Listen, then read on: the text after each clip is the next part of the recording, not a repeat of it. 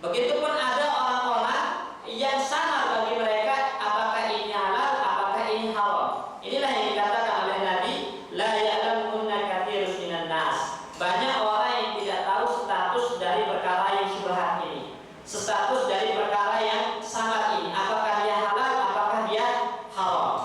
Ya. Akan tetapi banyak juga yang tahu gitu status yang samar menurut orang ini ternyata tidak samar bagi dia. Kenapa? Karena dia belajar, karena dia menuntut ilmu, karena dia bertanya kepada ulama. Makanya diajarkan kepada kita fas'alu ahla dzikri in kuntum la ta'lamun.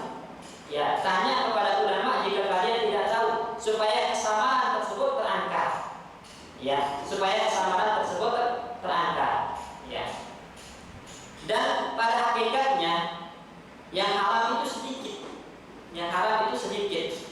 Ya, bahkan telah diperinci oleh Allah Subhanahu wa taala dalam Al-Qur'an. Ya.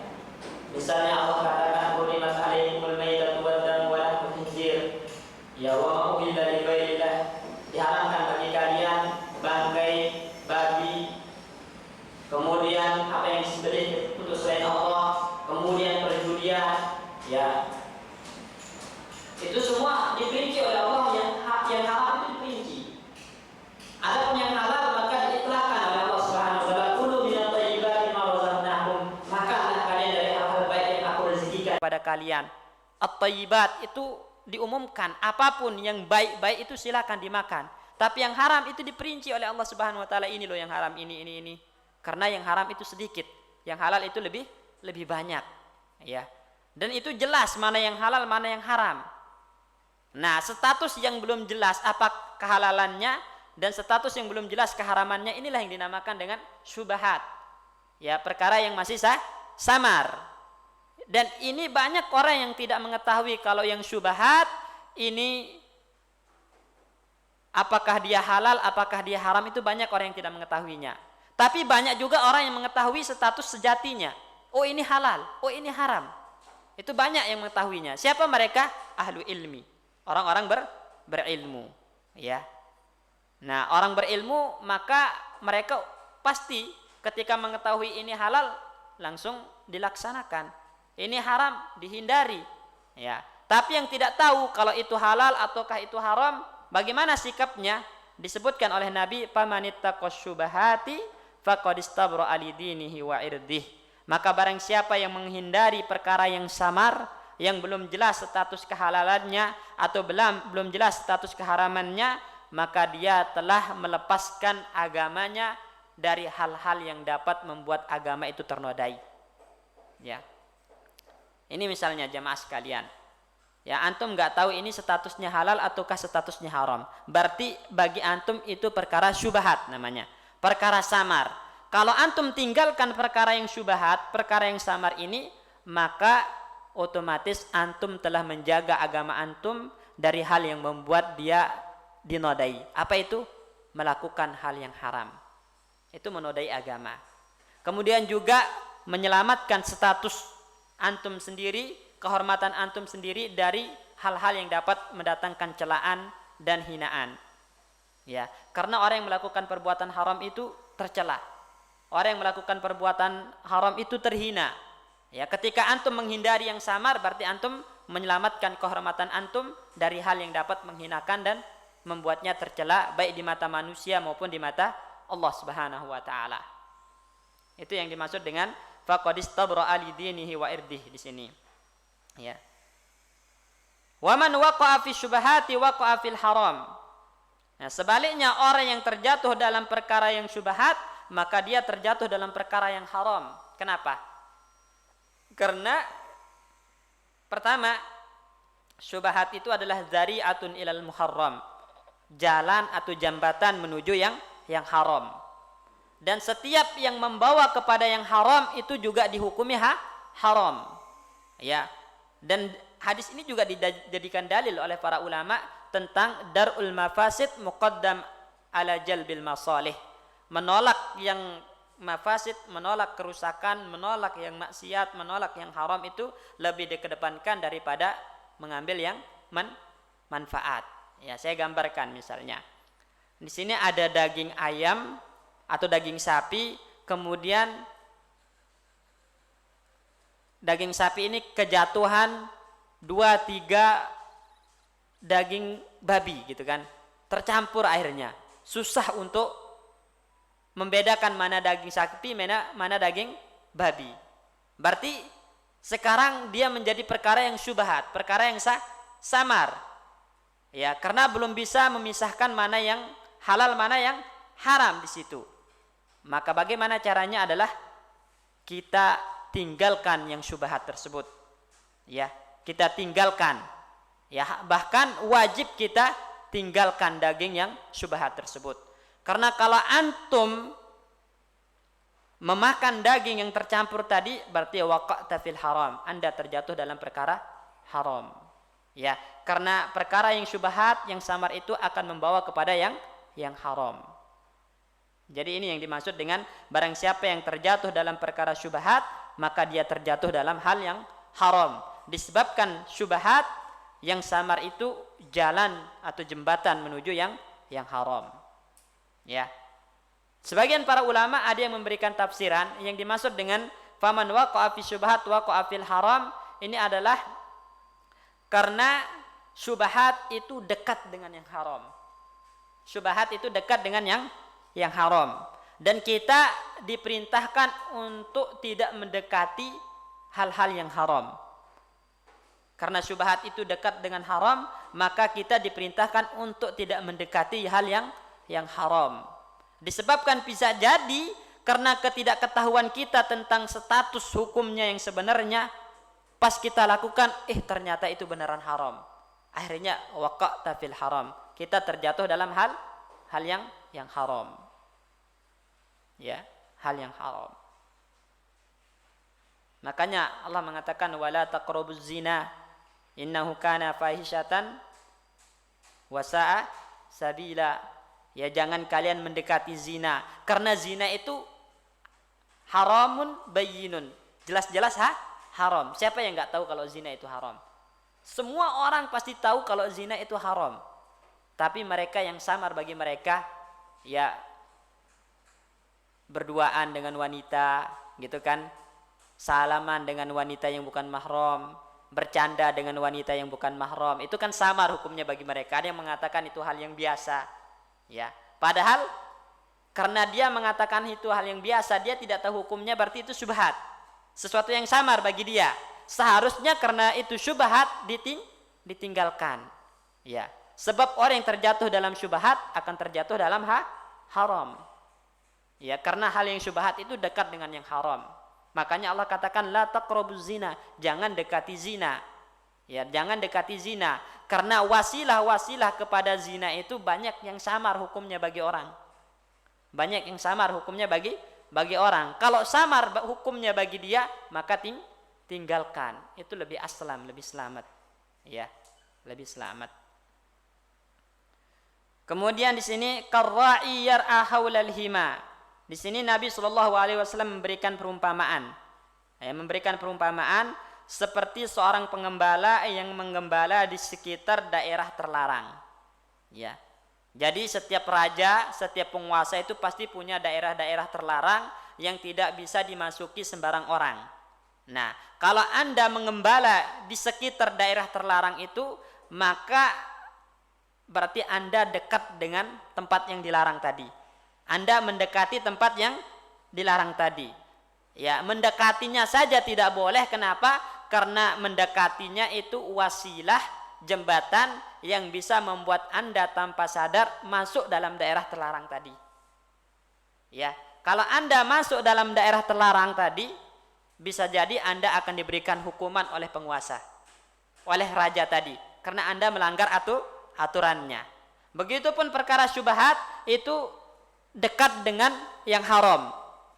Ketika antum melakukan perkara syubhat yang samar, itu Anda nggak tahu kalau ternyata yang samar itu dekat dengan yang haram. Pas Anda lakukan, ternyata Anda terjatuh dalam hal yang haram. Maka Allah Subhanahu wa taala akan memberikan hukuman karena melakukan hal yang haram. Berarti itu merusak agama Anda karena terjatuh dalam hal yang haram, juga merusak kehormatan Anda ya di hadapan Allah Subhanahu wa taala karena Anda melakukan hal yang haram, dan juga merusak kehormatan Anda di mata manusia. Karena orang yang melakukan haram, melakukan yang maksiat, melakukan yang dosa di mata manusia itu menjadi orang yang hina. Menjadi orang yang hina. Ya. Makanya di sini faqad istabra alidini wa irdih. Dia telah menjaga kehormatan dan agamanya kalau meninggalkan yang syubhat, yang masih samar hukumnya. Ya. Jadi yusiku an yarta'a fihi. Hampir-hampir dia mengembala di dalam atau di tempat yang terlarang tadi sehingga bisa mendapat hukuman dari penguasa, ya. Kemudian selanjutnya Nabi mengatakan sini ala wa inna likulli malakin hima. Jadi ketahuilah setiap penguasa, setiap raja itu pasti memiliki daerah-daerah terlarang. Dan malikul mulki, Allah itu adalah rajanya para raja. Ya kan, Allah itu adalah rajanya para raja. Kekuasaan Allah Subhanahu wa taala adalah kekuasaan yang tidak terbatas. Kekuasaan yang abadi. Allah memiliki daerah-daerah terlarangnya. Apa daerah-daerah terlarang Allah Subhanahu wa taala? Maharimuhu. Hal-hal yang diharamkan oleh Allah Subhanahu wa taala.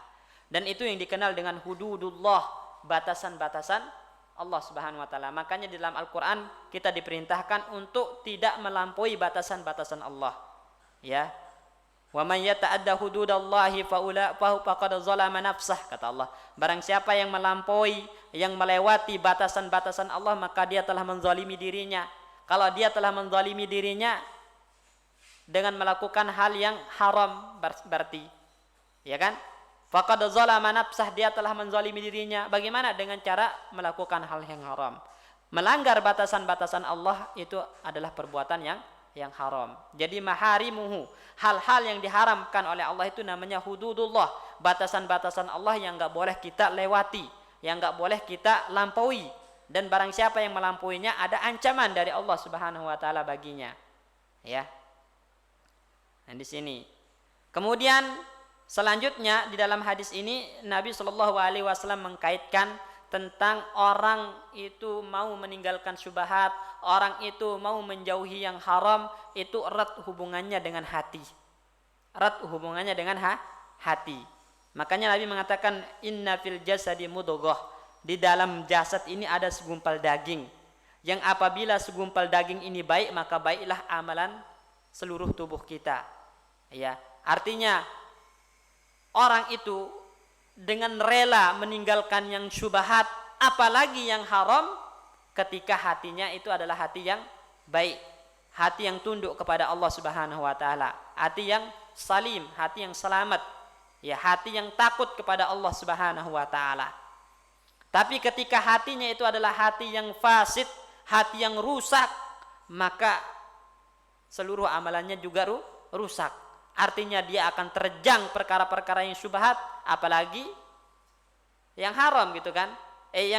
Yang haram aja diterjang, apalagi yang syubhat gitu, yang samar, yang belum jelas hukumnya. Nah, itu karena hatinya rusak. Hatinya jauh dari Allah. Hatinya tidak memiliki rasa takut kepada Allah Subhanahu wa taala. Ya. Makanya dia gampang melakukan yang haram, apalagi yang syubhat. Apalagi yang syubhat.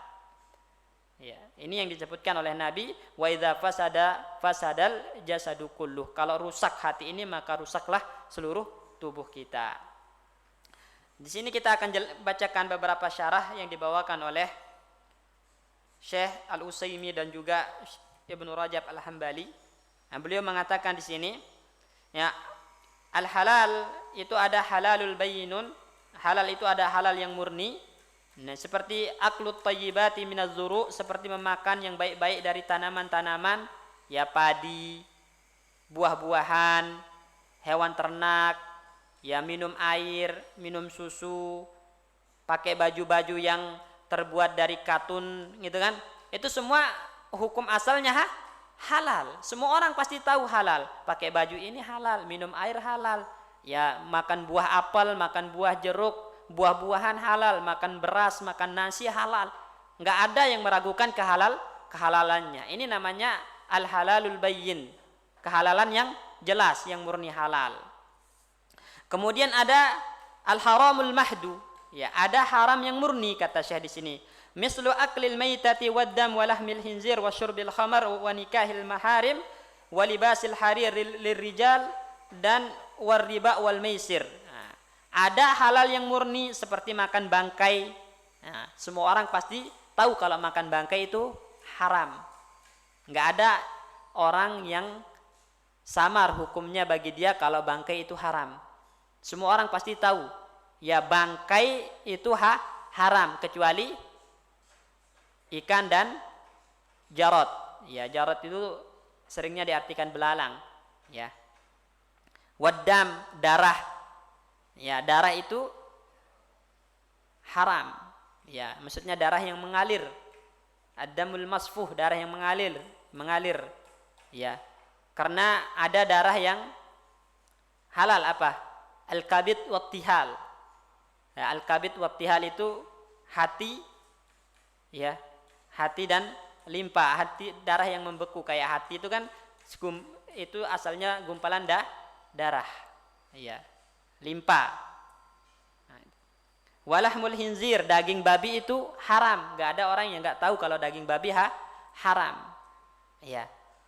Minum khamar, minum yang mabok-mabokkan, ada yang gak tahu kalau minum yang memabok-mabokkan itu haram.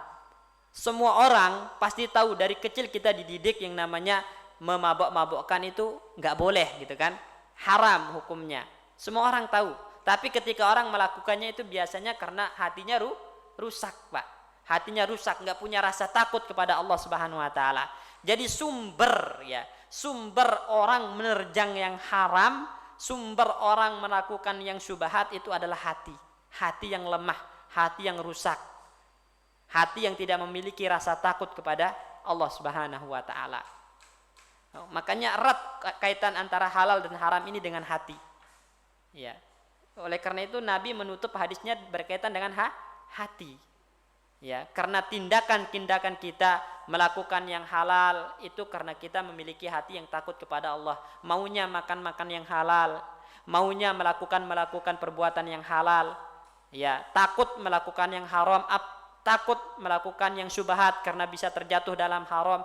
Itu semua karena hatinya adalah hati yang salim, hati yang selamat, hati yang baik, hati yang bagus gitu kan. Tapi kalau hatinya rusak, maka hawa nafsu yang menguasai hingga yang haram diterjang, apalagi yang syubhat yang belum jelas hukumnya. Kemudian ada yang mustabah, yang samar hukumnya. Yang samar hukumnya, dan itu biasanya seperti dalam perincian-perincian riba. Perincian-perincian riba yang sering antum tanyakan, ya.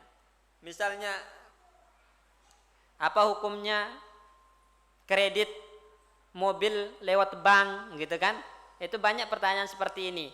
Ribanya dia tahu haram, tapi gambarannya boleh nggak kredit mobil lewat bank gitu kan? Dia nggak tahu kalau dalam akadnya ternyata riba.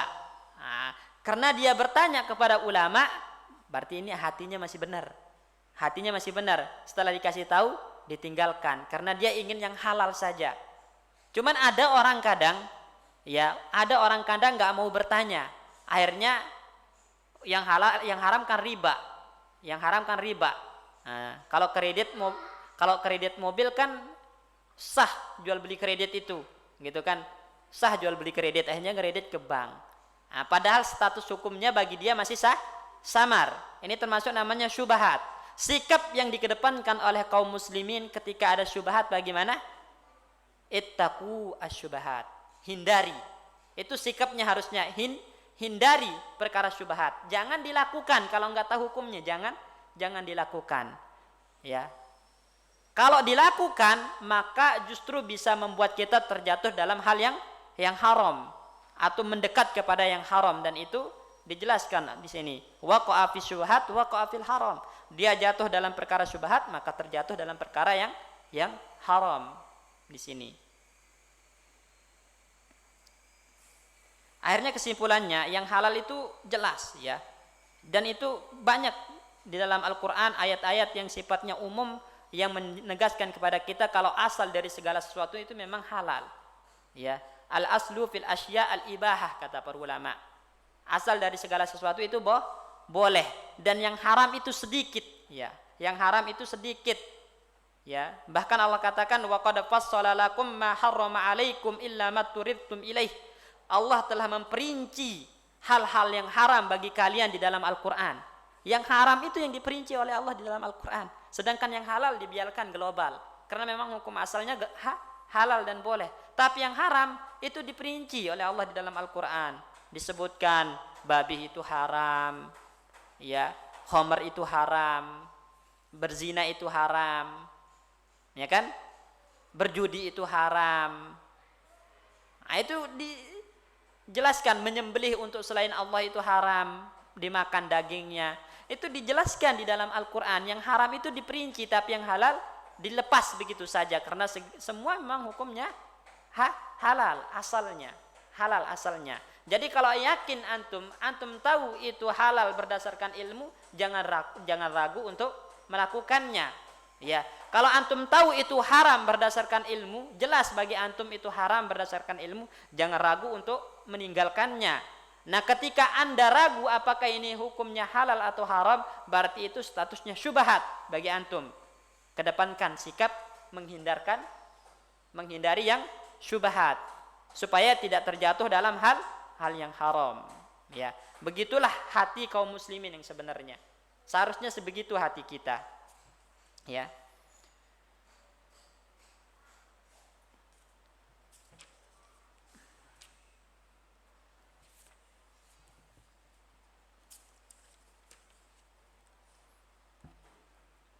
Di sini Ibnu Rajab rahimahullahu taala mengatakan, ya. Beliau mengatakan faman ittaqa syubahati faqad istabra'a li dinihi wa irdihi wa man waqa'a fi syubahati waqa'a fil haram. Barang siapa yang meninggalkan yang syubhat, maka dia telah melindungi agama dan kehormatannya. Barang siapa yang terjatuh dalam syubhat, maka dia terjatuh dalam haram. Qassama an-nasa fil umuril mushtabiha ila qismain. Di dalam hadis ini Nabi sallallahu alaihi wasallam membagi manusia, ya, dalam menyikapi hal yang samar, dalam menyikapi yang syubhat itu menjadi dua kelompok, ya. Pertama itu adalah man la ya'lamuha annaha minal mutasyabih, yaitu orang yang tidak tahu kalau perkara ini adalah perkara yang samar baginya, yang harus dia hindari, ya. Yang kedua adalah man kana aliman biha. Ini bagian yang kedua.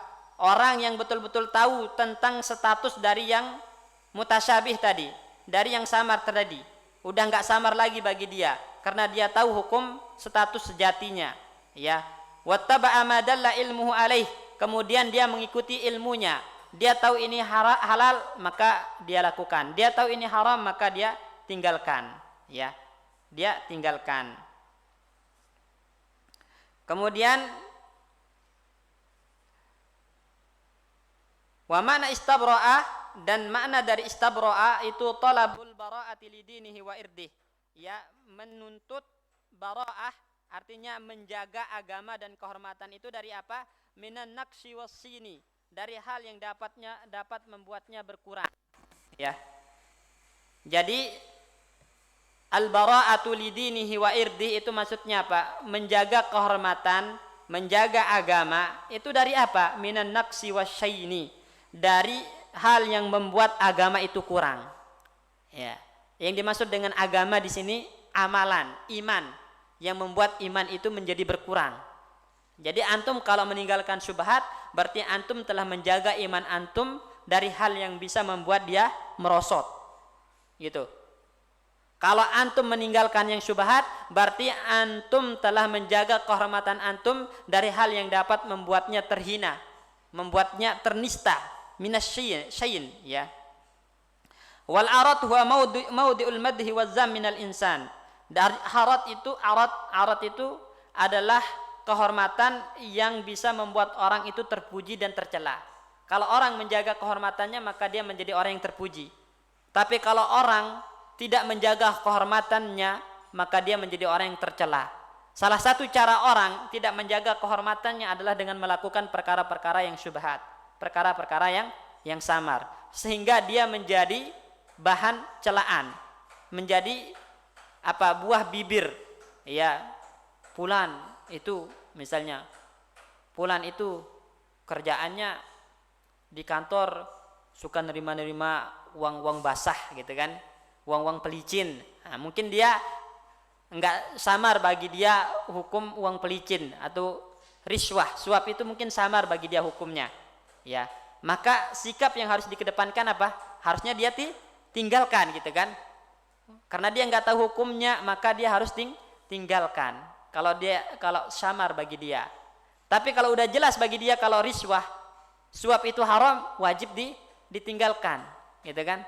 Wajib ditinggalkan. Ketika samar juga harusnya ditinggalkan karena bisa membuat dia terjatuh di dalam hal yang haram sehingga membuat kehormatannya itu menjadi bahan celaan. Akhirnya orang mengatakan fulan itu kalau gini-gini kan maunya uang gini, uang pelicin, gini. Akhirnya itu jadi bahan ejekan, bahan celaan. Berarti kehormatannya di mata orang itu udah nggak ada karena perbuatannya sendiri. Ya.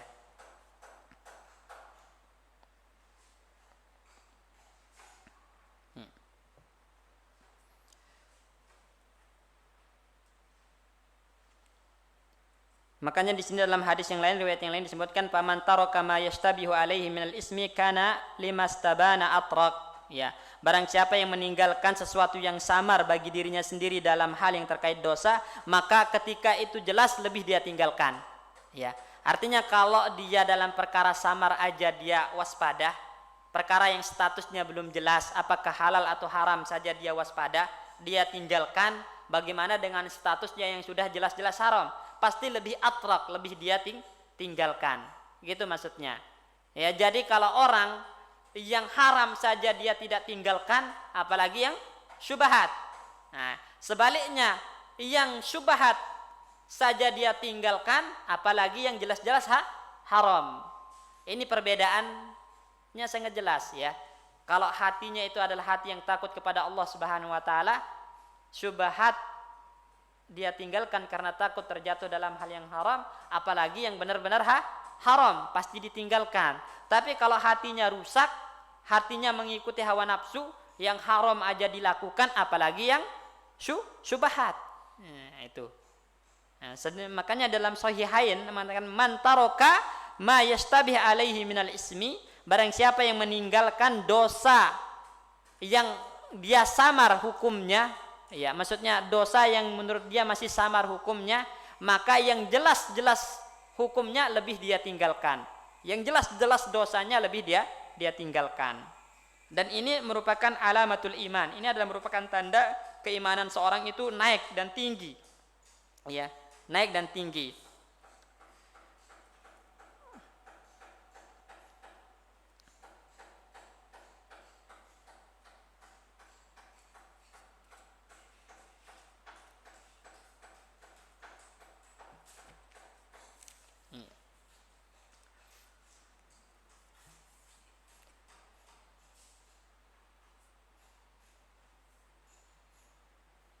Kemudian di sini dijelaskan tentang masalah qarra'iyar ahaulalihima yushiku an yata'ayyar ta'afih. Ya. Seperti seorang pengembala yang mengembala di sekitaran daerah terlarang dan hampir-hampir dia terjatuh dalam daerah terlarang tersebut. Disebutkan di sini hadza masalun darabahu an-nabiy sallallahu alaihi wasallam liman waqa'a fi syubhat. Ini perumpamaan yang dibuat oleh Nabi sallallahu alaihi wasallam untuk orang yang terjatuh dalam perkara syubhat. Wa annahu yaqrubu wuqu'uhu fil haram al-mahdhi. Dan orang yang berada pada perkara-perkara syubhat itu dekat sekali terhadap perkara-perkara yang haram, yang murni. Ya, yang murni haram. Jadi ketika Anda berada di perkara-perkara syubhat, maka Anda sangat dekat dengan perkara-perkara yang murni haram. Ya. Wa ja'ala an-nabiy sallallahu alaihi wasallam mislal muharramat kalhima allazi tahmihil muluk. Dan Nabi Shallallahu Alaihi Wasallam mengumpamakan hal-hal yang haram itu seperti daerah terlarang yang dilindungi oleh penguasa, yang dilindungi oleh raja. Wa yamna'una ghairahum min kurbanihi, yang mana para raja, para penguasa melarang orang lain mendekati daerah yang dia larang tadi. Ya, apabila dia mendekatinya, maka dia berhak untuk mendapatkan hukuman. Begitupun yang syubhat. Ya, yang syubhat itu adalah daerah yang dekat dengan yang haram. Yang apabila Anda mendekati daerah syubhat itu, maka Anda dekat dengan yang haram. Kalau Anda dekat dengan yang haram, maka Anda bisa terjatuh dalam perkara haram dan berhak mendapatkan hukuman Allah Subhanahu wa taala. Ya. Di situ. Wallahu hama hadhil muharramat, dan Allah Subhanahu wa taala menjaga perkara-perkara yang haram ini. Ya, daerah terlarangnya Allah itu adalah perkara-perkara yang haram. Enggak boleh hambanya mendekatinya. Wa mana ibadahu min qurbanihi, dan Allah melarang hambanya untuk dekat-dekat dengan perkara yang haram. Kayak tadi zina, wala taqrabuz zina, jangan dekati zina. Karena zina itu termasuk perkara yang jelas-jelas haram. Dekat aja enggak boleh, apalagi melakukannya. Ya. Nah, perkara syubhat itu kan jembatan untuk dekat kepada yang haram. Berarti hal yang mendekatkan kepada yang haram juga enggak boleh. Harus ditinggalkan. Konsekuensinya perkara syubhat harus ditinggalkan. Ya. Dan ini dinamakan oleh Allah sebagai hududnya, batasan-batasannya. Tilka hududullahi fala taqrabuha, kata Allah. Itu adalah batasan-batasan Allah, jangan Anda dekati. Maksudnya hal-hal yang haram itu adalah batasan-batasan Allah, fala taqrabuha, jangan dekati, enggak boleh. Ya, karena orang yang mendekatinya apalagi melampauinya itu faulaika humuz zalimun, adalah orang-orang yang zalim. Ya, orang-orang yang zalim. Zalim kepada siapa? Pertama zalim kepada dirinya sendiri dengan melakukan hal yang haram. Ya, kemudian zalim kepada Allah Subhanahu wa taala karena melanggar perintah dan larangan Allah Subhanahu wa taala. Bisa jadi zalim kepada orang lain apabila dosa itu berkaitan dengan hak orang lain. Kayak tadi, suap. Suap itu ada kaitannya dengan orang lain. Banyak orang yang terzalimi karena suap tersebut. Orang yang seharusnya berhak mendapatkan pekerjaan tersebut karena ada yang nyuap, dia jadi nggak dapat, yang nyuap yang dapat, padahal dia nggak berhak. Artinya ada orang lain yang terzalimi. Faulaika humuz zalimun. Jadi orang yang melakukan perbuatan haram itu pasti zalim. Kalau enggak zalim sama dirinya, zalim sama Allah, juga zalim sama orang lain. Dan waspada dengan perkara zalim ini. Perkara zalim itu bukan yang ringan. Ya, bukan yang ringan. Ya. Jangan kita merasa berkuasa, jangan kita merasa orang kaya, memiliki harta yang banyak, terus kita semaunya melakukan kezaliman. Wallahi, Allah tidak pernah lalai dari perbuatan zalim kita. Ya. Tidak pernah lalai dari apa yang dilakukan oleh orang-orang zalim. Wala tahsabannallaha ghafilan amma ya'maluz zalimun. Jangan kalian menyangka Allah itu lalai dari apa yang dilakukan oleh orang-orang zalim. Enggak, Allah enggak pernah lalai. Ya, Allah pasti akan membalas kezaliman kita. Makanya dalam Sahih Bukhari disebutkan, innallaha la yumliya lizzalimi. Allah itu akan memberikan tangguhan hukuman. Allah akan memberikan tangguhan hukuman untuk orang-orang yang zalim, menahan hukumannya kepada orang-orang yang zalim. Ya. Fa idza akhadahu lam yulfithu abada. Tapi ketika Allah sudah mengazab orang-orang yang zalim, maka Allah tidak akan pernah melepaskan azabnya dari orang-orang zalim tersebut. Ya. Jadi ketika kita melakukan kezaliman, kemudian merasa aman, enggak ada apa-apanya, enggak dibalas kok, gitu kan. Tenang-tenang aja melakukan kezaliman, itu hanya tangguhan Allah. Allah masih menahan hukumannya. Tapi bila tiba waktunya Allah menghukum kita karena kezaliman tersebut, maka Allah tidak akan pernah mencabut hukum tersebut. Allah tidak akan pernah mencabut hukuman tersebut, kata Nabi Shallallahu Alaihi Wasallam. Ya.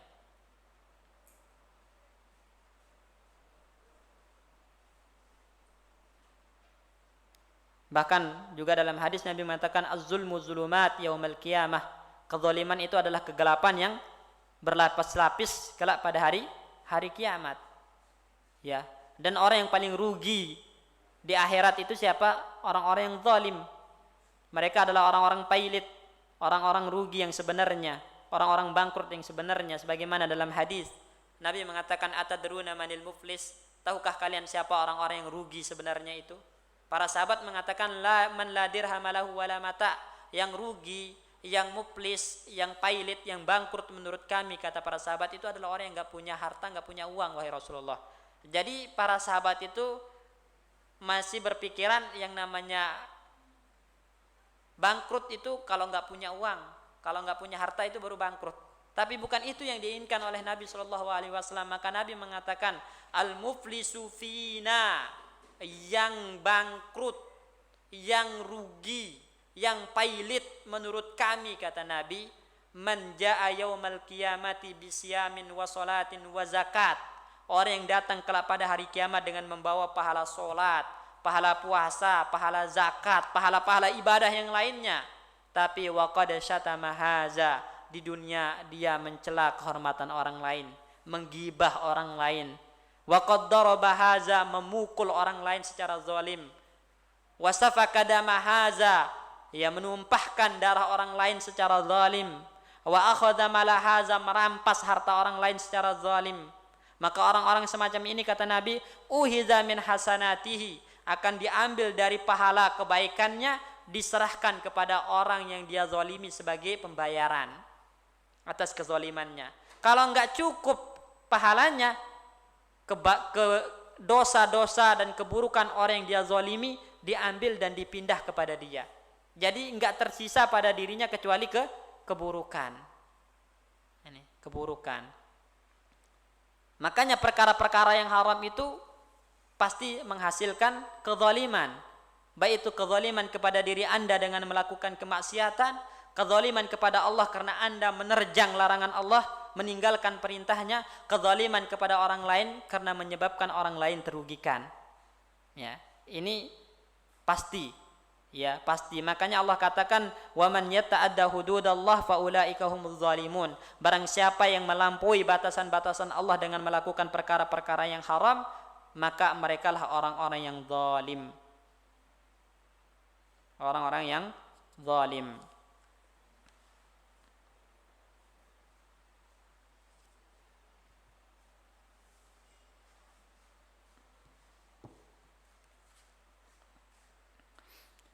Dan para ulama, ya rahimahumullahu taala, memberikan pelajaran kepada kita. Di antaranya adalah disebutkan dari Al-Hasan, ya, Al-Hasan, ya, seseorang itu tidak akan dikatakan bertakwa, katanya. Seseorang itu tidak akan dikatakan bertakwa, dan seseorang itu tidak dikatakan imannya sempurna hatta taraku katsiran minal halal mukhafatal haram, hingga dia meninggalkan banyak perkara-perkara halal karena takut terjatuh dalam perkara haram. Artinya begini jamaah sekalian, ini perkara syubhat yang belum kita ketahui status hukumnya, bisa jadi memang itu halal, bisa jadi memang itu halal, hanya saja kita belum tahu hukumnya. Karena kita tidak tahu hukumnya, kita tinggalkan, ya, disebabkan khawatir terjatuh dalam hal yang haram. Maka ini adalah bagian dari ketakwaan. Yang namanya takwa itu hati-hati, Pak. Takwa itu hati-hati. Makanya digambarkan takwa itu seakan-akan Anda berjalan di jalanan yang penuh duri. Ya, bagaimana jalan Anda kalau di jalanan yang penuh duri? Hati-hati. Nah, begitupun hal yang terkait dengan halal dan haram. Ketika itu samar hukumnya, antum nggak tahu hukumnya apakah halal atau haram, maka hati-hati itu melakukan atau meninggalkannya. Yang namanya hati-hati itu melakukan atau meninggalkan? Meninggalkan, itu yang hati-hati. Dan itulah orang bertakwa, kata Al-Hasan di sini. Al-Hasan Basri mengatakan, Anda tidak akan menjadi orang bertakwa sehingga Anda meninggalkan banyak perkara halal karena takut terjatuh dalam perkara haram. Ya. Nabi juga dalam hadis Abdullah ibnu Zaid mengatakan, la yablughul abdu an yakuna minal muttaqin. Seorang hamba itu tidak akan sampai derajat muttaqin, orang-orang bertakwa, hatta yada'a ma la ba'sa bihi hadran mimma bihi ba'sun, hingga meninggalkan hal yang halal karena takut terjatuh dalam hal yang haram. Itu sabda Nabi. Jadi seorang hamba tidak akan sampai derajat takwa, muttaqin, hingga dia meninggalkan banyak yang halal disebabkan karena takut terjatuh dalam yang haram. Ya. Maksudnya bagaimana? Sudah kita jelaskan tadi, syubhat itu bisa jadi dia halal hukumnya, hanya saja karena ketidakketahuan kita tentang hukum tersebut, maka kita tinggalkan, itulah takwa, itulah kehati-hatian yang sebenarnya. Ya. Sufyan Ats-Tsauri mengatakan innama summu al-muttaqin li'annahum ittaqau ma la yuttaqa. Ya. Mereka dinamakan dengan al-muttaqin, orang-orang bertakwa, karena mereka takut kepada sesuatu yang harusnya tidak dikhawatirkan. Halal itu enggak perlu kita takuti. Yang halal itu tidak perlu kita khawatirkan. Tapi yang kita khawatirkan itu apa? Dekat dengan yang haram dan terjatuh dalam yang haram. Ya. Ketika Anda tidak tahu ini halal atau haram, Anda takut terjatuh kepada yang haram, Anda takut terjatuh kepada yang haram atau dekat kepada yang haram, maka itulah yang namanya takwa, kehati-hatian. Kata Al-Imam Ats-Tsauri di sini. Ya.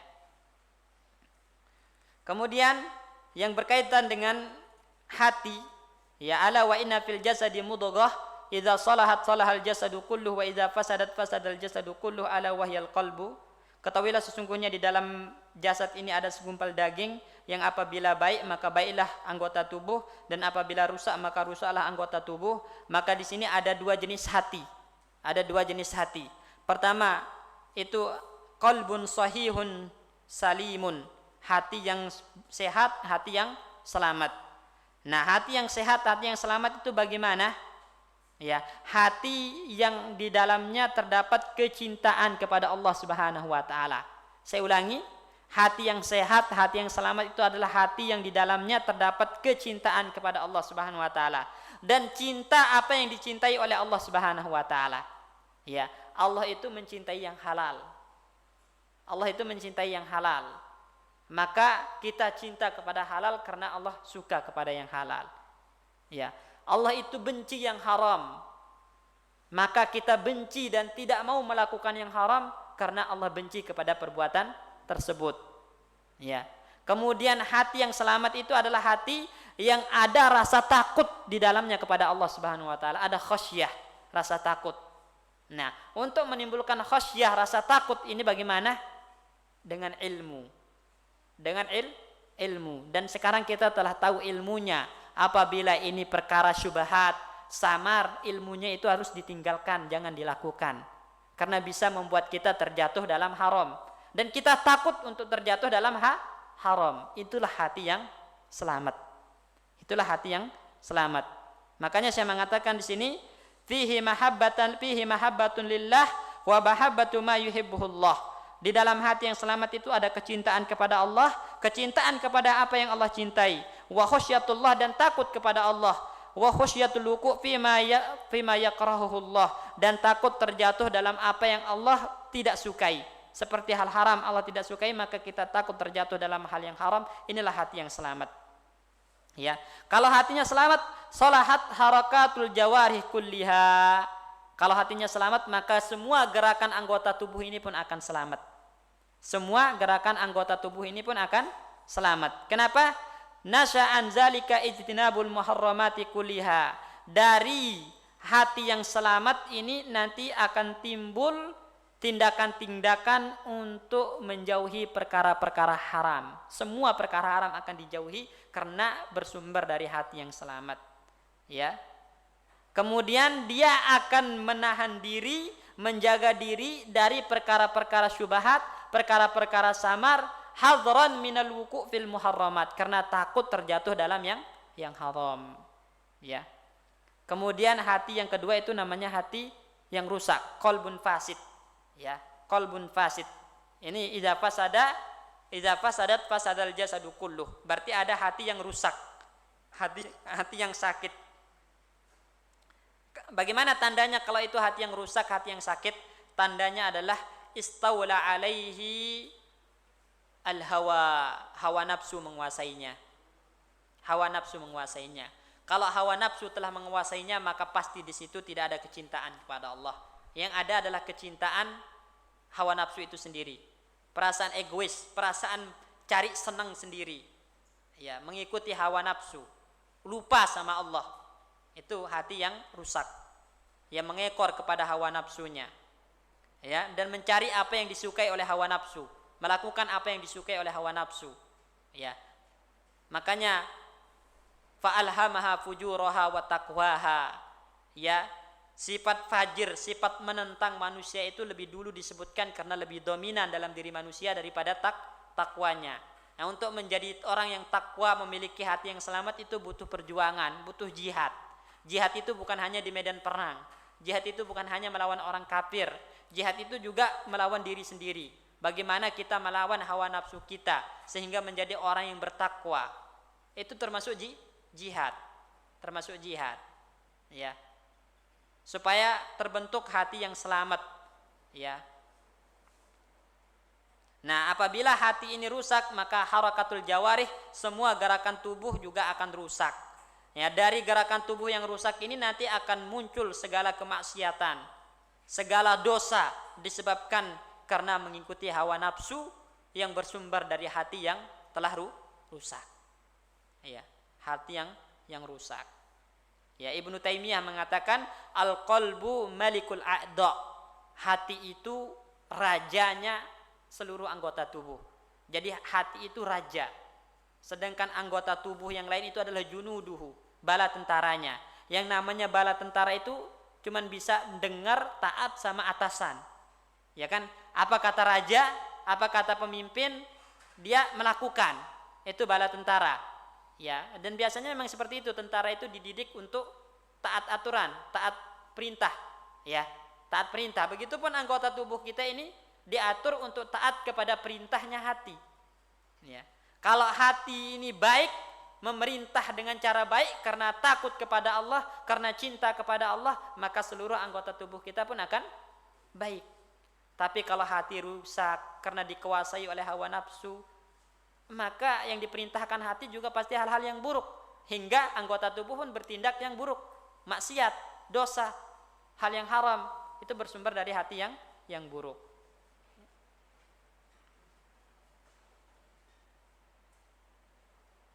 Ya. Oleh karena itu Nabi SAW itu senantiasa berdoa, ya Allahumma inni as'aluka qalban salima. Ya Allah, berikanlah kepadaku hati yang selamat. Ini doa Nabi. Ya. Ini doa Nabi. Begitupun di dalam Al-Quran Allah mengatakan, yauma la yanfa'u malun wala banun illa man atallaha biqalbin salim. Hari kiamat itu adalah hari yang tidak bermanfaat lagi harta dan anak keturunan. Yang bermanfaat itu adalah hati yang selamat. Hati Anda yang selamat. Hati yang penuh ketakwaan, hati yang penuh iman, hati yang penuh kecintaan dan ketakutan kepada Allah. Itu yang bermanfaat. Adapun harta anak di akhirat itu enggak ada manfaatnya sama sekali. Ya. Ya, makanya karena itu Nabi meminta, Allahumma inni as'aluka qalban salima. Ya Allah, berikanlah kepadaku hati yang selamat, hati yang takut kepadamu, hati yang cinta kepadamu ya Allah. Nah, ini doa Nabi SAW. Ya, dalam hadis juga dari sahabat Anas radhiyallahu anhu disebutkan, la yastaqimu imanu abdin hatta yastaqima qalbuh. Iman seorang hamba itu tidak akan sempurna hingga terlebih dahulu hatinya lurus. Ya, antum tidak akan istiqomah di atas keimanan sebelum hati antum istiqomah. Ya, jadi hal yang pertama kali kita perbaiki itu bukan anggota tubuh kita. Yang perlu kita perbaiki pertama kali itu adalah hati. Yang perlu kita tata pertama kali itu adalah hati. Ya, hati. Makanya di dalam hadis yang lain Nabi mengatakan, innallaha la yanzuru ila suwarikum. Ya, sesungguhnya Allah tidak melihat kepada bentuk postur tubuh kalian, walakinnallaha yanzuru ila qulubikum wa a'malikum. Akan tetapi yang dilihat oleh Allah itu adalah hati kalian, baru dilihat perbuatan kalian. Karena perbuatan itu bersumber dari hati. Apabila hatinya baik, maka perbuatannya pasti baik. Apabila hatinya rusak, maka perbuatannya pasti dosa dan maksiat. Ya, jadi perbaiki hati, maka otomatis iman pun akan meningkat, amalan pun akan meningkat. Makanya la yastaqimu imanu abdin, amalan seorang hamba itu tidak akan lurus, tidak akan benar kata Nabi, hatta yastaqima qalbuh, hingga terlebih dahulu hatinya benar. Benerin hati dulu, baru nanti amal akan benar sendiri. Ya, benar sendiri.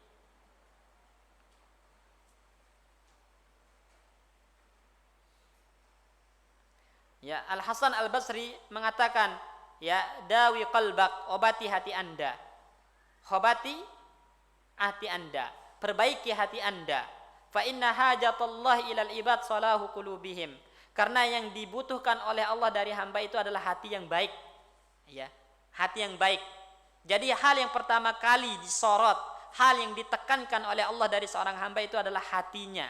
Jadilah hati yang baik, jangan hati yang dikuasai oleh hawa nafsu. Ya. Hati yang penuh dengan rasa takut kepada Allah, hati yang penuh kecintaan kepada Allah, hati yang tawakal kepada Allah, hati yang penuh dengan tauhid kepada Allah, inilah hati yang selamat. Adapun hati yang rusak, yang mengikuti hawa nafsu, maka hati ini pasti akan menimbulkan kerusakan dan kesyirikan kepada Allah Subhanahu wa taala. Ya. Ini beberapa hal yang terkait dengan hadis ini. Kalau kita simpulkan, maka mungkin akan sangat ringkas sekali pelajaran dari hadis ini. Kesimpulannya, yang halal murni itu udah jelas, semua orang pasti mengetahuinya. Yang haram murni itu juga jelas, semua orang pasti mengetahuinya. Dan ada status hukum yang tidak kita ketahui, namanya syubhat. Kita nggak tahu dia halal atau dia haram, itu namanya syubhat. Ya, kalau itu syubhat bagi kita, bagaimana sikap kita? Kata Nabi apa? Tinggalkan. Ya, tinggalkan. Karena apabila Anda meninggalkan yang syubhat, maka yang haram pun pasti Anda lebih tinggalkan. Sebaliknya, kalau Anda tidak meninggalkan syubhat, maka itu akan membuat Anda terjatuh kepada yang haram. Kalau Anda terjatuh kepada yang haram, maka Anda telah menentang ketetapan-ketetapan Allah, hududullah.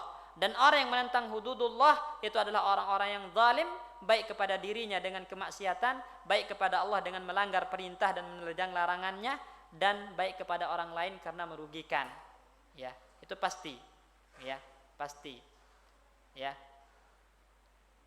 Kemudian selanjutnya, ya, masalah halal haram ini hubungannya erat dengan hati. Ya, hubungannya erat dengan hati. Jadi orang yang doyan, orang yang suka, orang yang hanya mau melakukan yang halal itu karena hatinya baik. Karena hatinya baik. Tapi sebaliknya orang yang tidak memperhatikan halal haram, ya, semua dilakukan, semua diterjang, yang penting hatinya senang.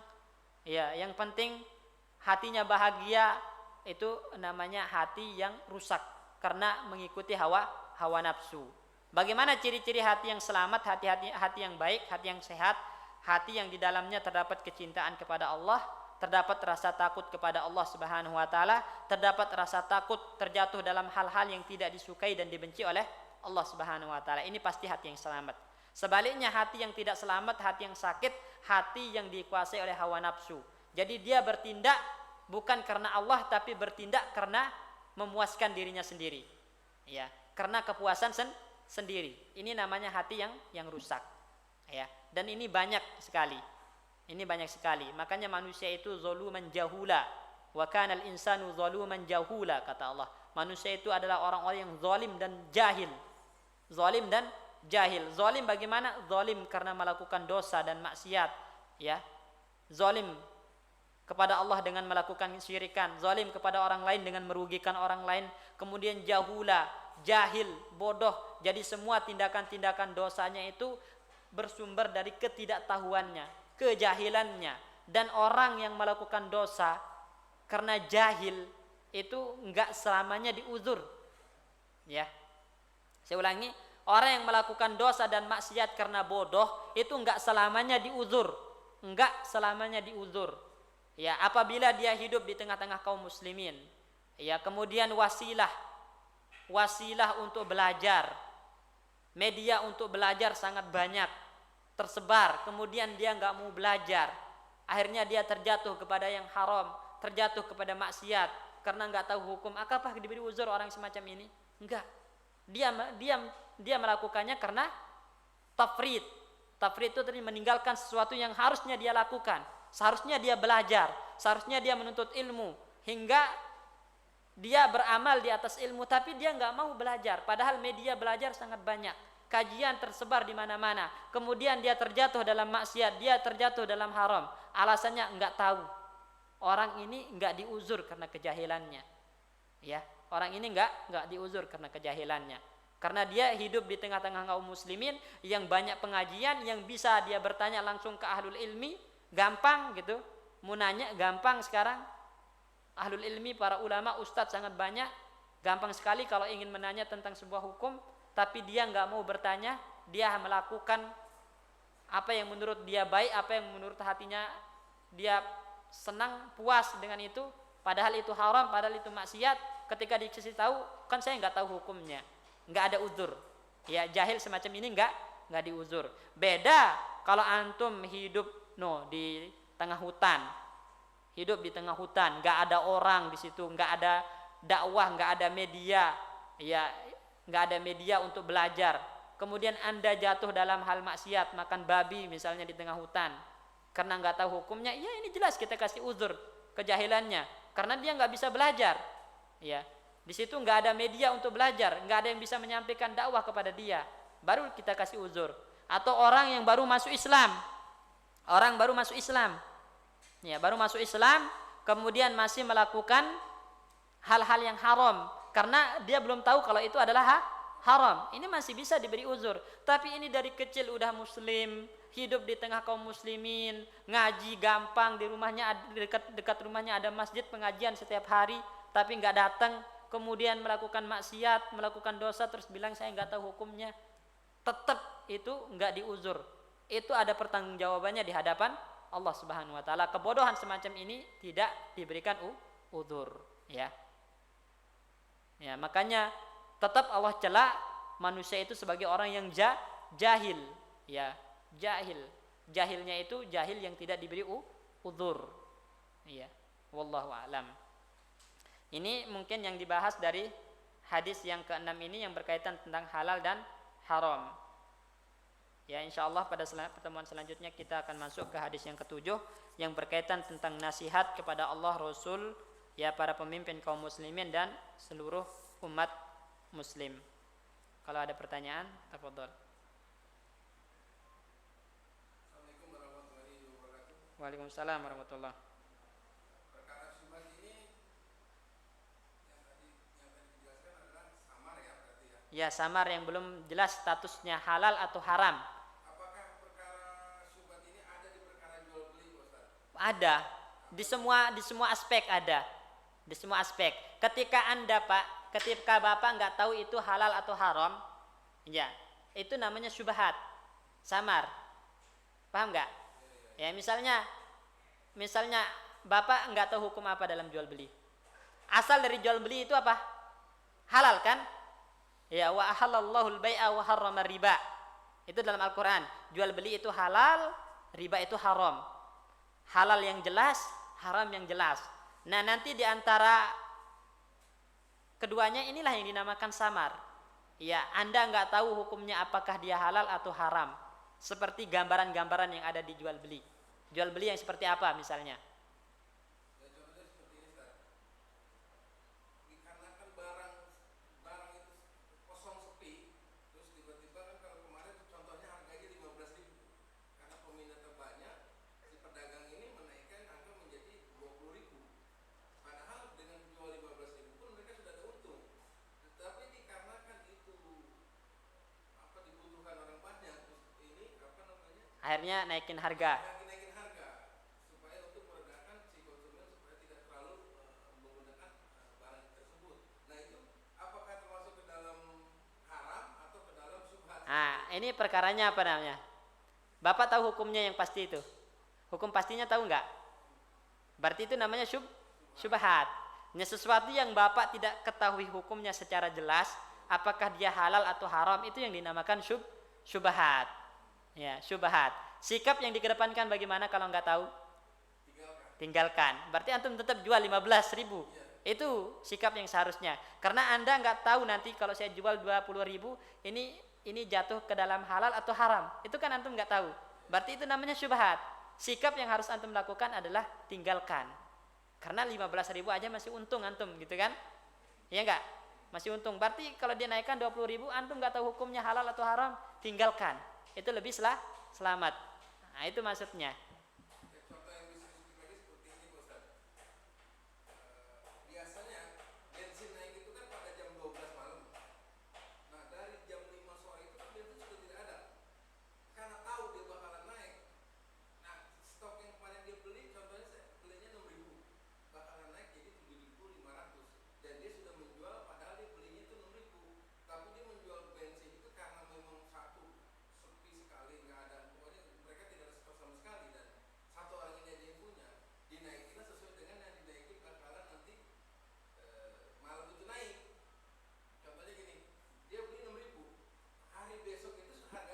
Jadi kayak gini, jual belinya itu kan halal. Antum jual beli bensin itu halal. Yang jadi pertanyaan antum itu menaikkan harga. Itu halal atau haram? Nah, itu kan syubhat namanya. Syubhat. Nah, walaupun pada dasarnya nanti kalau antum udah tahu, ya sebenarnya menaikkan harga itu sebagian para ulama ya mengatakan, ada yang mengatakan itu manutun bil, itu sesuai dengan kebijakan pemerintah. Ya, ada yang mengatakan nggak, ya, jual beli itu naik turun harga itu tergantung pembeli gitu, tergantung pembeli penjual. Anda punya barang terserah Anda mau jual berapa, itu nggak masalah. Secara hukum antum naikkan harga itu juga nggak masalah. Misalnya itu kan barang antum ini bensin antum beli 6.000, antum ingin jual 10.000 gitu kan.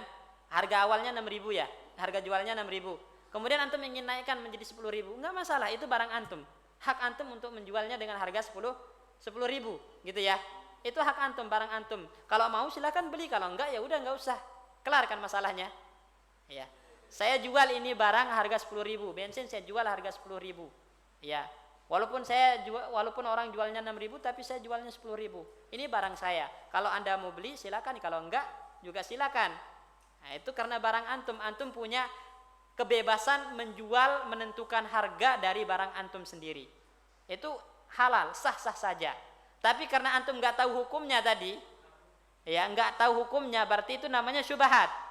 Ya, syubhat sebelum antum tahu hukumnya tinggalkan. Paham nggak Pak? Ya. Jadi kan nggak tahu, boleh nggak saya jual ini 10.000 gitu kan? Saya kan kemarin orang jualnya 6.000, saya ingin jualnya 10.000, boleh nggak ya? Nah, antum nggak tahu kan status hukumnya. Nah, itu namanya syubhat, masih samar. Nah, antum harusnya tinggalkan. Tapi setelah antum tahu ternyata boleh nih dinaikkan harga, berarti halal. Yang harga 10.000-nya halal, ya nggak masalah karena memang halal gitu. Karena itu memang kita beli ya, Iya. bukan titipan orang. Iya, iya. Jadi yang ingin ditekankan ini di sini Pak, masalah syubhatnya. Masalah syubhatnya jual beli bensin itu halal. Antum jual 6.000 juga halal gitu kan. Jual 10.000 halal karena itu barang antum, hukum asalnya. Cuman antum kan ragu, dijual ini boleh nggak dijual 10.000 apa enggak gitu. Ragunya di situ. Berarti itu hukumnya masih syubhat dalam menurut antum, karena status halal dan haramnya belum jelas bagi antum.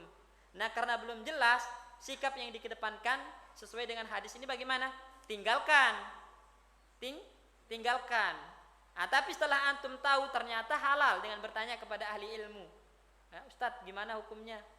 Nanya kepada ulama, bagaimana hukumnya kalau saya jual bensin ini menjadi 10.000 walaupun orang jualnya 6.000 gitu kan? Ya. Boleh enggak? Dijelaskan boleh gitu kan? Berarti status halalnya udah jelas sekarang bagi Anda. Nah, karena udah jelas maka boleh melakukannya gitu. Tapi ketika belum jelas, yang lebih tepat itu ditinggalkan. Ya, wallahu alam.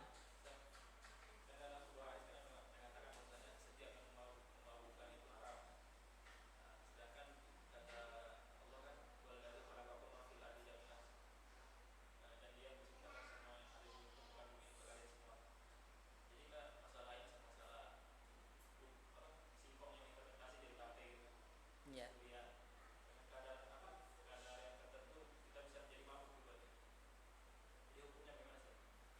Setiap yang memabukkan itu qaliluhu wa katsiruhu haram.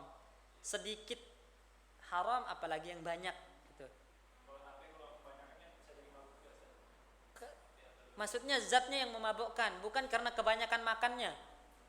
Ya beda ya, apa aja antum makan kalau kebanyakan mabuk. Ya kan? Apa aja antum makan kalau kebanyakan itu pasti mabuk, ada efeknya. Dan yang berlebihan itu tidak baik. Bukan, jadi haramnya itu bukan karena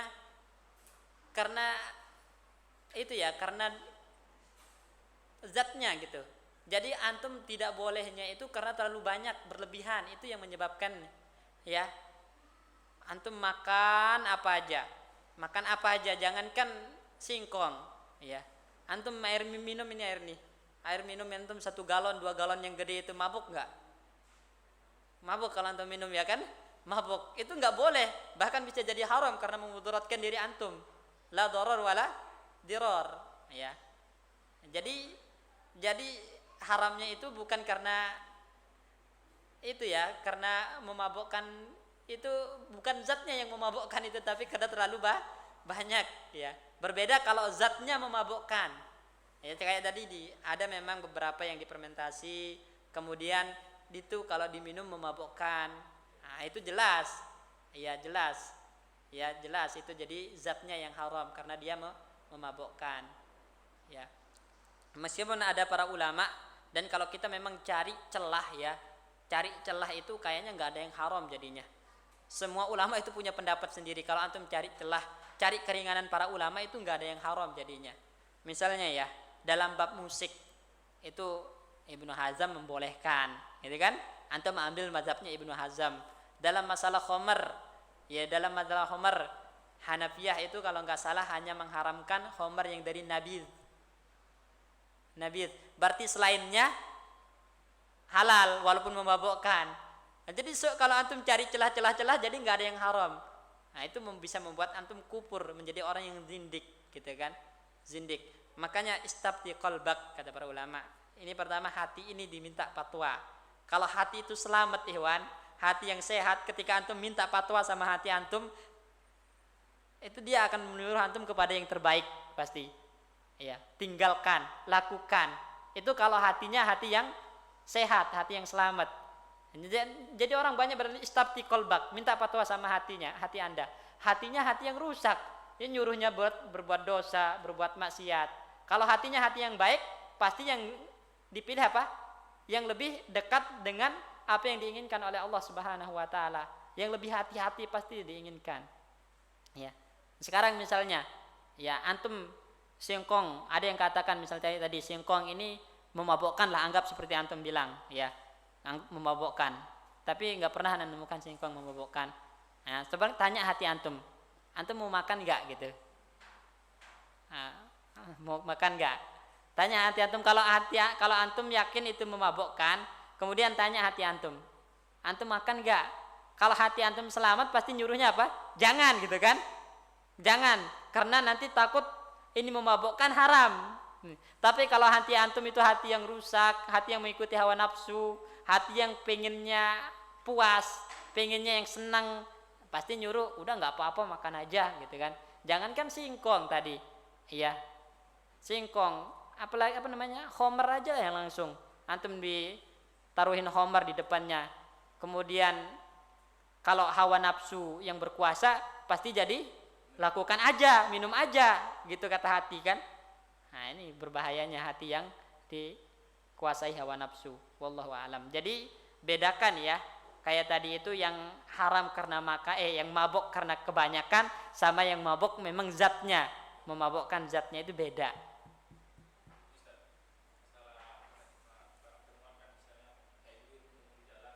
Lakit ya, itu kotoh. Beda ya, beda. Luqatah sama rikaz itu beda. Kalau di tengah hutan itu bagaimana maksudnya? Harta karun itu adalah harta yang terpendam. Rikaz itu harta yang terpendam. Harta yang terpendam. Ya, harta peninggalan orang terdahulu yang terpendam. Itu namanya harta karun kan? Ya, harta karun. Ya. Sedangkan harta temuan luqatah itu kayak antum menemukan di jalan, dia ya di jalan ada uang gitu kan, itu beda. Nah, beda hukum. Yang mana? Menemukan duit di jalan itu luqatah, hukumnya jelas. Luqatah, dia bukan syubhat apabila itu adalah barang-barang yang kiranya orang-orang itu tidak akan nyari gitu ya, tidak akan nyari barang tersebut walaupun udah hilang. Misalnya kayak duit 1.000, orang kehilangan duit 1.000 dicari enggak? Enggak akan nyari kan? Enggak akan nyari, maka boleh itu antum ambil dan manfaatkan, itu boleh. Tapi yang lebih hati-hati, misalnya karena antum ragu, yang lebih hati-hati bagaimana? Udah tinggalkan. Antum enggak ambil juga enggak rugi gitu. Iya kan? Enggak ambil juga enggak rugi. Kalau 200.000 kira-kira dicari enggak? Dicari enggak? Dicari. Berarti dicari. Di situ antum dituntut, pertama jika antum merasa tidak bisa amanah, ya, tidak bisa amanah, maka tinggalkan, jangan diambil, jangan diambil. Biarlah orang lain nanti yang menemukan yang lebih amanah, gitu kan? Ya, kalau antum merasa enggak amanah. Tapi kalau antum merasa bisa menjaga uang tersebut, antum ambil, kemudian antum bikin pengumuman, ya, bikin pengumuman telah ditemukan uang sekian-sekian di tempat ini, gitu kan? Dan itu diumumkan selama 1 tahun. Ya, kalau selama 1 tahun nggak ada orang datang ngambil, maka silakan Anda manfaatkan. Ya, silakan Anda manfaatkan. Bisa di mana aja, bisa. Atau antum ambil bawa ke kantor polisi. Tapi takutnya di kantor polisi dipakai beli rokok sama polisinya. Mending tinggalkan kalau zaman sekarang. Susah jadi orang amanah zaman sekarang. Apalagi di instansi-instansi polisi ya. Kebanyakan ada oknum-oknum yang mencari kepentingan ya. Maksudnya kan memang udah bukan rahasia umum ya. Udah banyak riswah, suap dan semacamnya. Seharusnya ini yang banyak digemburkan itu di pengajian-pengajian yang berkaitan dengan perusahaan-perusahaan, instansi-instansi itu. Jangan suap, jangan nyogok gitu. Jangan semua kadang kita bahasnya tentang khawarij mulu depan mereka. Sekali-kali nyogok itu haram, suap itu haram. Itu sekali-kali biar sadar gitu.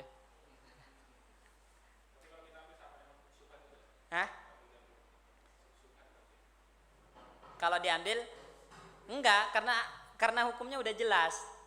Hukumnya jelas. Mengambil luqotoh barang temuan itu boleh kalau antum mampu.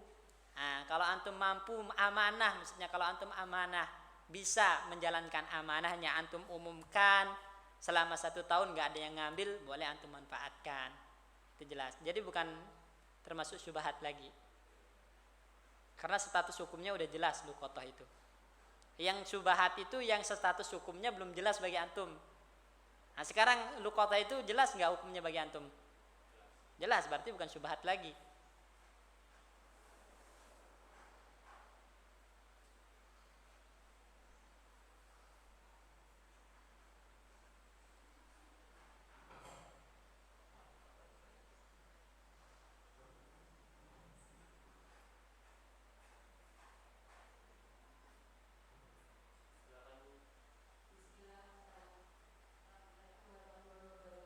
Waalaikumsalam warahmatullahi wabarakatuh.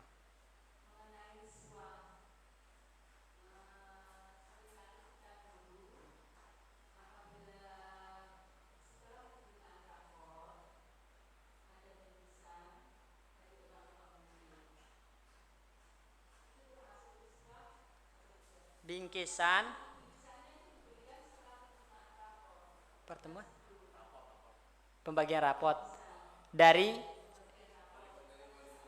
wali murid. Itu namanya hadiatul ummal, Bu. Hadiatul ummal itu adalah hadiah karena kita bekerja di sebuah instansi. Ya. Misalnya antum kerja sebagai guru, ya. Guru boleh enggak menerima hadiah dari wali murid? Nah, boleh enggak menerima hadiah dari wali murid? Maka di sini ada perincian di kalangan para ulama. Pertama, apabila pemimpin dari instansi tersebut, ya kepala sekolah, ketua yayasan, membolehkan guru menerima hadiah dari wali murid, ini pertama boleh. Syarat pertamanya adalah ketua yayasan, kepala sekolah tidak mempermasalahkan guru menerima hadiah dari wali murid. Ini yang pertama ya. Kemudian yang kedua, ya pemberian hadiah dari wali murid itu tidak mempengaruhi kinerja si guru. Artinya guru tetap profesional, ya. Artinya dia tetap memberikan penilaian yang sesuai dengan kemampuan si murid. Misalnya kalau wali muridnya ngasih hadiah kepada dia, terus penilaiannya berubah, wah karena wali muridnya baik, akhirnya cara dia mendidik anak dari wali murid itu berbeda dengan yang lain, dikhususkan, diperhatikan, dikasih nilai yang bagus dan semacamnya, ya itu nggak boleh diterima. Hadiah umalnya, hadiah tersebut nggak boleh diterima. Bukan termasuk riswah. Itu babnya bukan bab riswah, tapi babnya namanya hadiyatul ummal, hadiah untuk karyawan, hadiah untuk pekerja, hadiah untuk pekerja. Jadi syaratnya yang pertama itu dibolehkan oleh ketua yayasan atau mudir atau kepala sekolah, kemudian tidak mempengaruhi kinerja, tetap ya proporsional kalau kerja walaupun dikasih hadiah ya.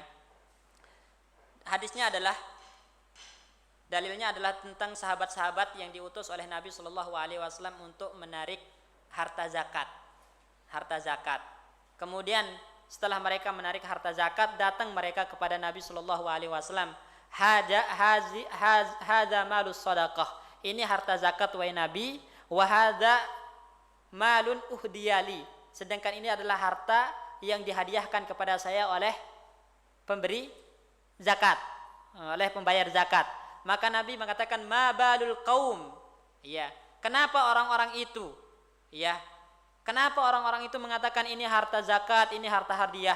Seandainya mereka duduk-duduk di rumah mereka, apakah mereka akan diberikan hadiah oleh orang yang membayar zakat? Kata Nabi, enggak kan? Nah, Nabi itu mengingkari penerimaan hadiah dari pengambilan zakat. Itu kenapa? Karena nanti dikhawatirkan oleh Nabi itu mempengaruhi kinerja dia.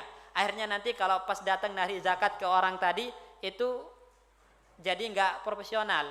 Nanti orangnya yang ngasih, seharusnya zakat itu kan min anfasi amwalikum, dari harta yang paling baik, ya, dari paling baik paling bagus yang kita punya gitu kan, ya. Terus nanti ngasihnya yang jelek-jelek. Nah, tapi karena dikasih hadiah nggak diingkari gitu. Akhir profesionalnya nggak ada. Makanya Nabi tidak membolehkan menerima hadiah ummal untuk tadi jalibuz zakah tadi, orang yang mengambil zakat tadi, ya. Nah, jadi harus ada izin dari pemimpin. Nabi tidak mengizinkan kan di situ. Nabi tidak mengizinkan, ya. Nabi tidak mengizinkan. Kenapa? Karena khawatir nanti kinerjanya nggak benar lagi. Nah, berbeda di sini kalau ketua yayasan, kepala sekolah mengizinkan Anda menerima hadiah dari wali murid dan itu tidak mempengaruhi kinerja Anda, maka nggak masalah diterima.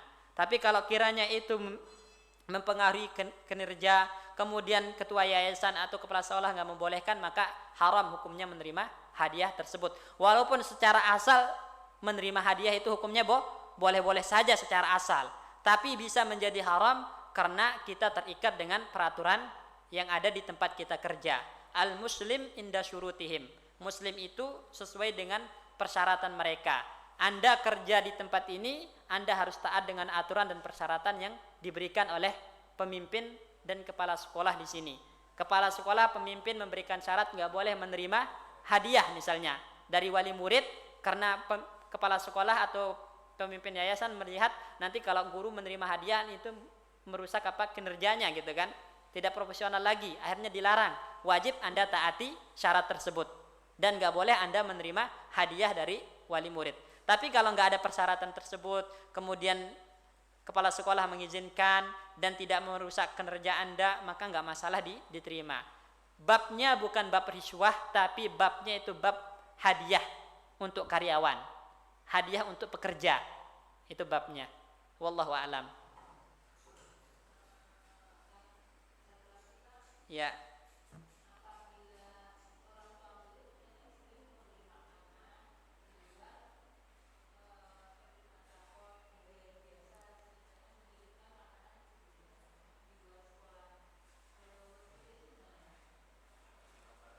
Hah?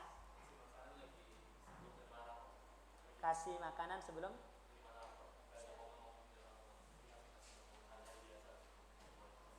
Taib. Apabila itu adalah sebuah adat, kebiasaan ya. Kebiasaan memang dia sering ngasih makanan. Itu nggak ada omongan, nggak niat apa-apa, memang kebiasaannya sering ngasih makanan. Bukan sama Anda aja, sama siapapun sering ngasih makanan, nggak masalah diterima. Ya, masalah diterima. Tapi kalau ngasih hadiahnya di momen-momen tertentu gitu kan. Di momen-momen tertentu misalnya kayak pas kenaikan kelas, pas ujian, pas apa gitu, khawatirnya ada niat-niat lain gitu kan, kemudian itu mempengaruhi penilaian Anda, maka lebih baik jangan diterima, walaupun itu hanya makanan. Tapi kalau sebelum ujian, sebelum pembagian rapot, atau biasalah kalau ketemu kadang bawa makanan apa biasa, itu artinya itu kebiasaan dia untuk mengasih hadiah berupa makanan kepada siapapun, ya, kepada siapapun, apalagi kepada guru anaknya, maka nggak masalah diterima, nggak masalah. Cuman kalau ngasih hadiahnya pas momen-momen tertentu, ya, waktu-waktu tertentu, nah itu lebih baik ditolak, ya, supaya tidak merusak penilaian, ya, wallahu alam.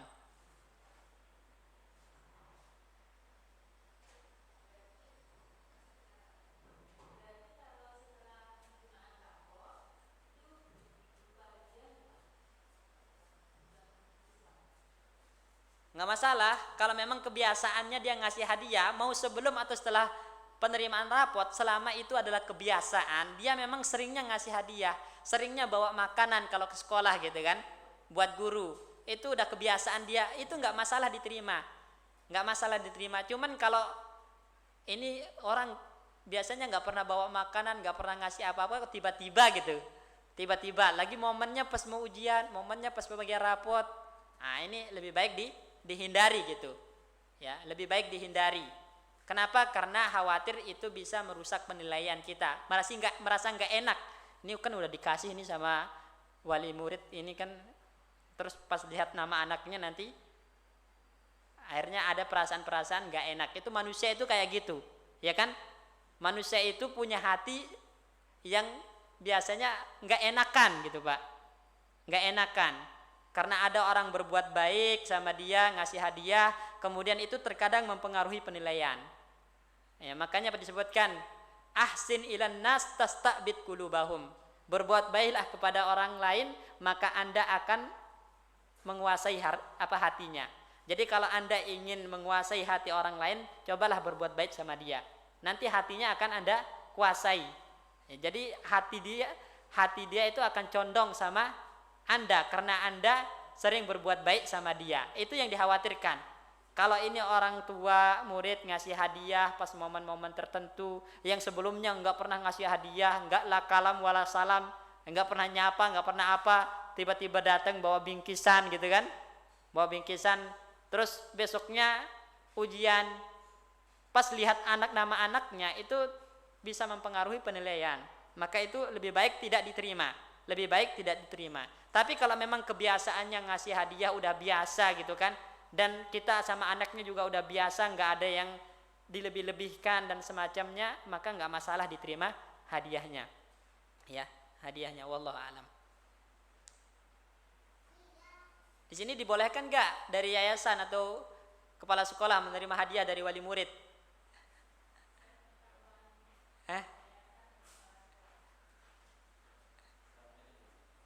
Nggak diperbolehkan. Berarti murid, guru-guru dan yang lainnya wajib taat sama peraturan tersebut, karena al muslim inda syurutihim. Muslim itu sesuai dengan syarat dan peraturan yang mereka sepakati ketika masuk dalam sebuah instansi. Iya. Itu nggak boleh dilanggar. Nah, karena itu udah peraturan tertulis ataupun tidak tertulis, ya. Syarat itu tertulis ataupun tidak tertulis, tapi itu adalah keputusan yang ditetapkan oleh pemimpin yang ada dalam perusahaan tersebut, harus ditaati selama tidak bertentangan dengan syariat, ya, selama tidak bertentangan dengan syariat Allah Subhanahu wa taala. Wallahu a'lam.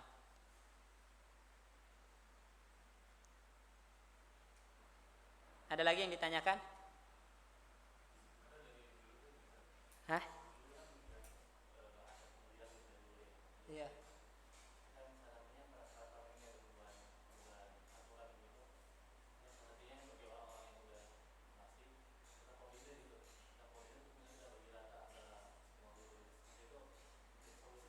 Boleh, ya, boleh. Jadi maksudnya hadiah itu tidak diberikan kepada pribadi-pribadi guru tertentu. Ya, tapi kalau mau ngasih hadiah misalnya lewat yayasan atau lewat sekolah, nanti akan disalurkan kepada guru secara merata. Itu nggak masalah. Ya, nggak masalah karena itu nanti tidak akan mempengaruhi apa? Kinerja. Ya. Kinerja. Yang ditakutkan itu adalah pribadi-pribadi. Dari wali murid ke guru secara pribadi, ya secara pribadi, itu sebenarnya bukan masalah hadiahnya. Hadiahnya itu sah-sah saja, maksudnya hadiah itu halal diterima, bahkan memberi hadiah satu sama lain itu sangat dianjurkan. Tahadu tahabu kata Nabi. Saling memberi hadiahlah kalian maka kalian saling mencintai gitu kan. Memberi hadiahlah kalian maka kalian akan saling mengasihi. Nah, itu kata Nabi. Tapi ketika hadiah itu nanti bisa membuat kinerja, ya membuat kinerja kita menjadi tidak beres, penilaian kita tidak beres, itu yang membuatnya jadi tidak boleh. Itu yang membuatnya jadi tidak boleh. Ya wallahu a'lam.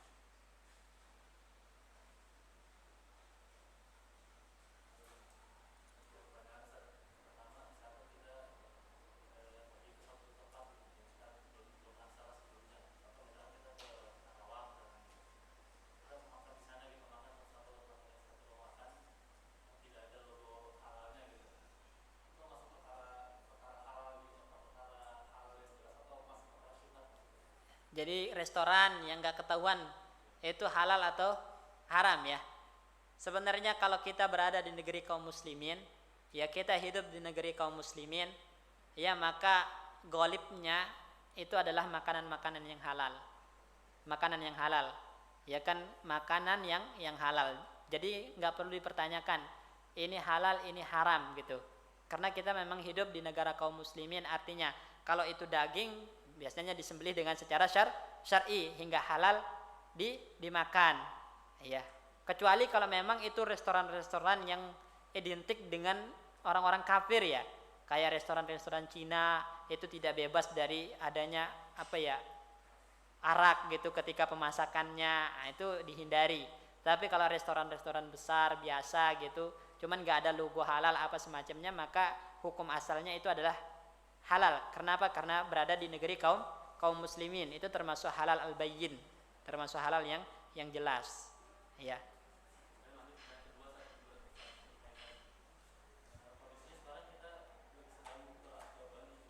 Bali. Nah, itu Bali. Kalau Bali itu mayoritasnya memang orang-orang Hindu, orang-orang Hindu.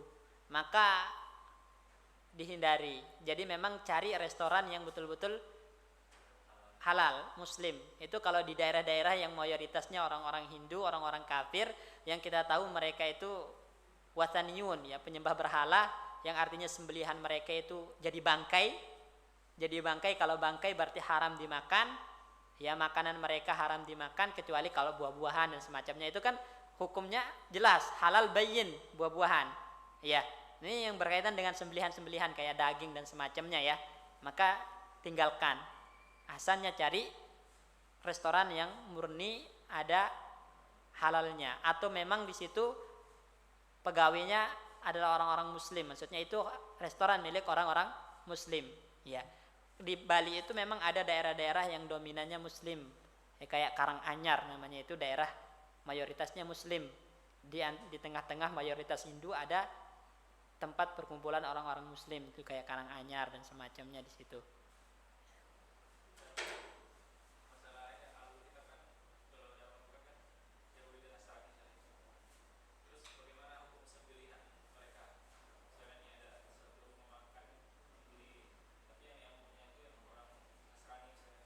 Sembelihan ahlul kitab itu halal, ya, halal. Enggak. Kenapa sembelihan ahlul kitab itu halal? Karena mereka di dalam kitab-kitab mereka itu memang diajarkan menyembelih dengan menyebut nama Allah. Menyembelih dengan menyebut nama Allah itu adalah ajaran mereka.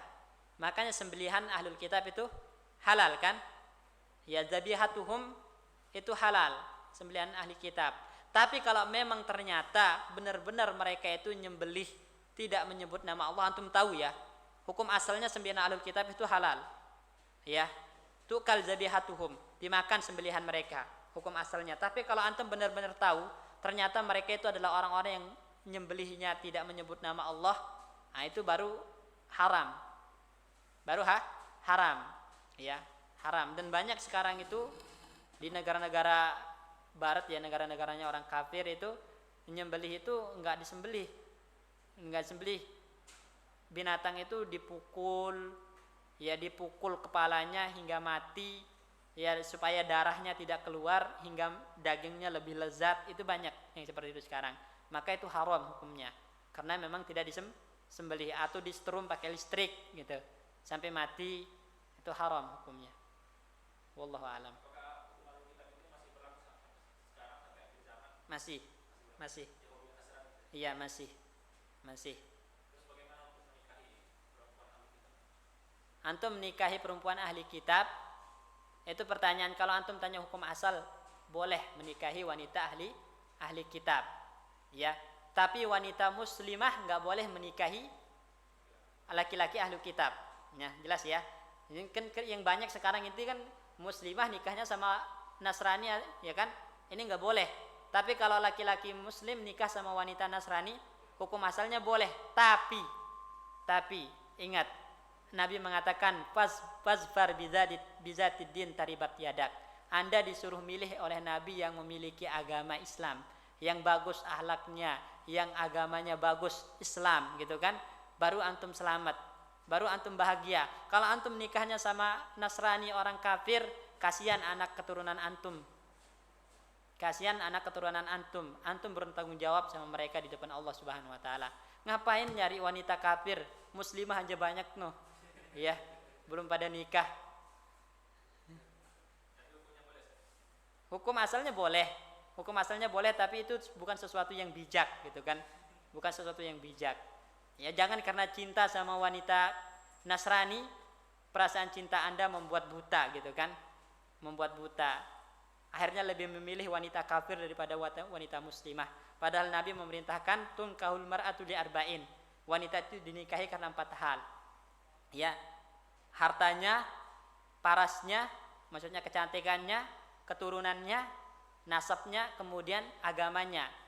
Nabi nyuruh milih yang mana? Agama. Ya, agama itu apa? Maksudnya Islamnya, ketaatannya kepada Allah dan Rasulnya. Wanita yang solehah, itu yang disuruh oleh Nabi Shallallahu Alaihi Wasallam. Antum nikahi bukan wanita kafir, bukan wanita Nasrani. Walaupun hukum asalnya menikahi mereka sah-sah saja, gitu kan? Cuman kita nggak sahnya doang yang dicari, cari berkahnya. Nikah itu bukan cari sah doang, cari berkahnya.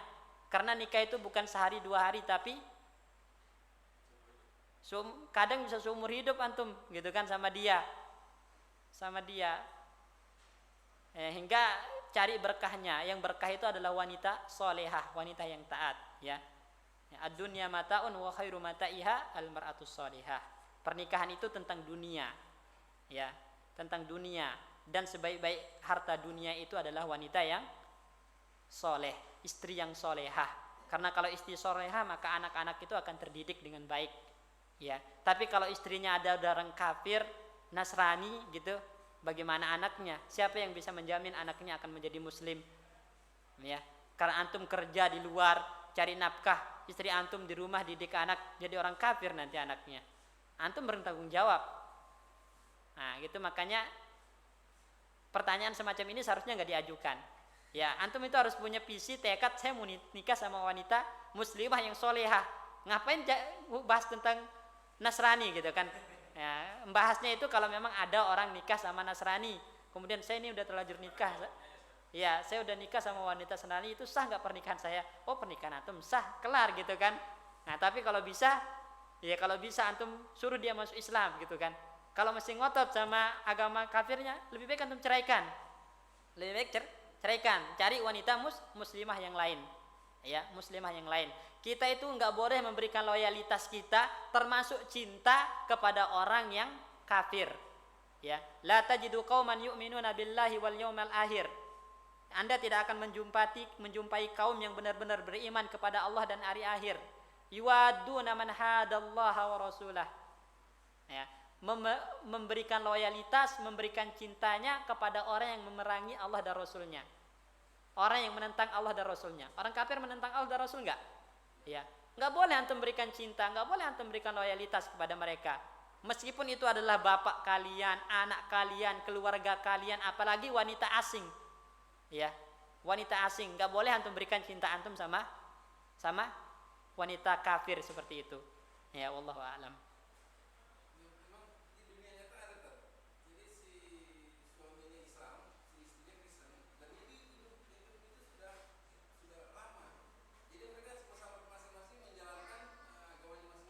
Anaknya ngikut siapa agamanya? Yang anaknya ada 4, yang satu yang laki-laki ngikut bapaknya, yang perempuan ngikut ibunya. Nah ini dia akan bertanggung jawab terhadap anaknya yang ngikut ibunya, yang kafir. Nah, terus pertanyaan ini pernah saya tanyakan kepada salah satu ulama sebelum saya ada di sini, bahwa pernikahan yang didasari dua agama yang tidak didasari dalam suatu Islam, jadi contohnya seperti tadi Ya. istrinya Kristen, suaminya Islam, itu adalah zina.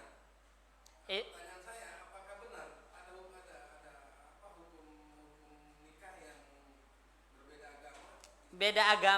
beda agama itu lebih umum daripada menikah ahlul kitab. Beda agama itu bisa nikah sama wanita yang agamanya Buddha, agamanya Hindu. Ini jelas ini statusnya zina. Jadi antum menikahi wanita yang agamanya Hindu, antum menikahi wanita yang agamanya Buddha, atau antum menikahi wanita yang betul-betul musyrik atau musyrik kan, yang menyembah berhala, itu jelas statusnya zina. Tapi kalau menikahi wanita ahlul kitab itu Yahudi Nasrani, itu di dalam syariat Islam dibolehkan. Hukumnya pernikahannya sah, ya. Sah menikahi wanita ahlul kitab. Kalau sah maka itu adalah hubungan pernikahan yang sah, artinya bukan zina. Cuman saja enggak pantas, enggak layak muslim nikah sama orang kafir itu loh. Iya, itu yang jadi permasalahan. Iya. Iya. Kayak nggak ada muslimah aja gitu. Yang berbeda kalau dia jadi budak loh ya. Ya wanita Nasrani Yahudi jadi budak itu beda lagi, ya. Beda lagi.